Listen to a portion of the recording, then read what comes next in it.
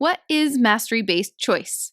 Mastery-based choice is a structure that ensures students meet all requirements while giving them the freedom to direct their own learning. In the last few years of really honing this approach, we've learned mastery-based choice requires 5 elements to get the full benefits in student engagement, independence, increased growth mindset, and accountability. The first is attractive materials curated to student academic goals.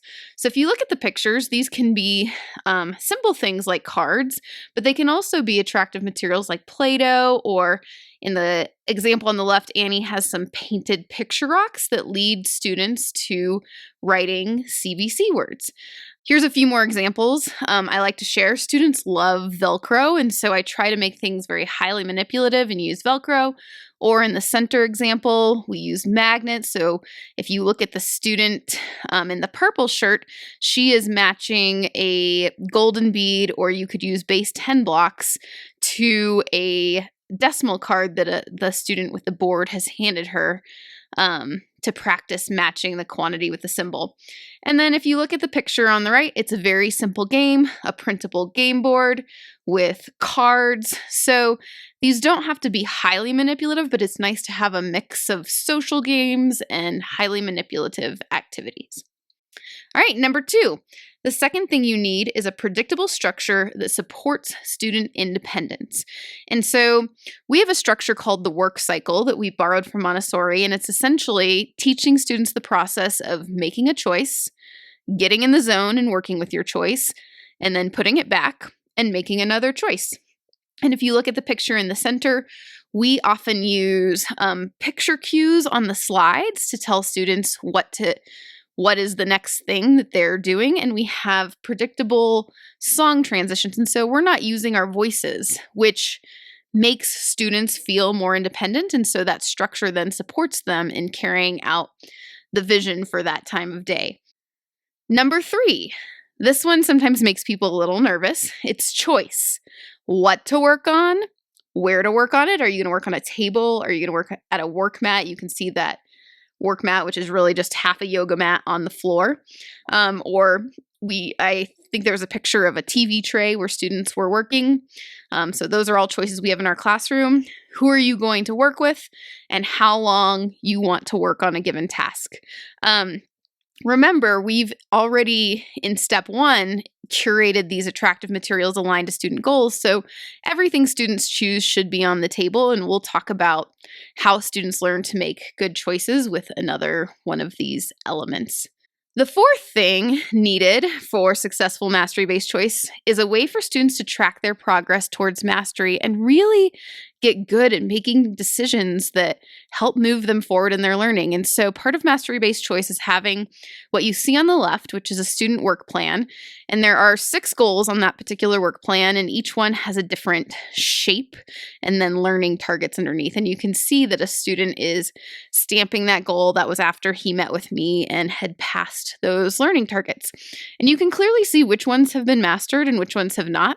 And so what that student does next is that they can see, if you look at the bins on the right picture, you can see how the same shapes on the work plan are there. And so they can look at their work plan, see what is unstamped, go to the bin that has the materials that are unstamped, and then depending on the level they're on, in the middle picture you can see there's something that says the yellow explorer at the bottom. Then they would be able to go into the bin that they needed and find the level that they needed. And so that way it really allows them to track their progress towards mastery, which is very investing, and then also make really good decisions that move them forward in their learning. Another piece of this tracking towards mastery is we have a way to celebrate mastery at the end of each level. So if you look at the different color Math Explorer sort of badges below, we give students badges or stickers and have a little sort of moment of recognition as each student passes a given level.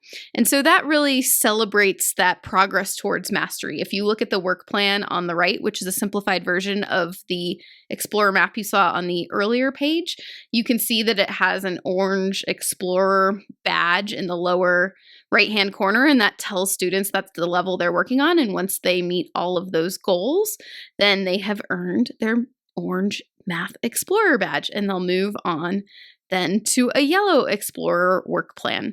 And so it's an element of gamification that really adds to that motivation to meet all the learning targets, even the ones that you might not be that excited about.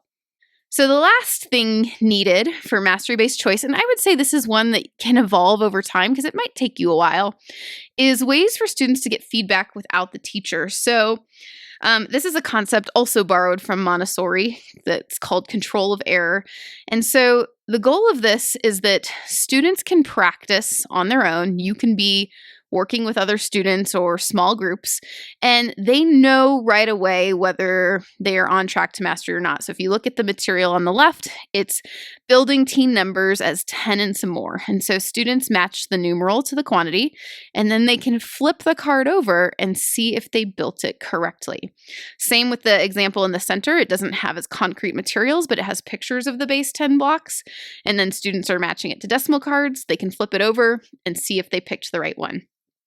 Then in the example on the right, it's a little bit different. It shows how we use this feedback to give access to students who maybe don't have all the skills they need, but we want them to practice particular skills. So in subitizing, it's all about subitizing, but students will pull a number card to then tell them which one they need to subitize. Some students, especially in early kindergarten, might not know the number 9 yet. And so the dots that are in a different subitizing arrangement on the bottom give them that access point to knowing what 9 is, the numeral for sure, and then being able to play the game.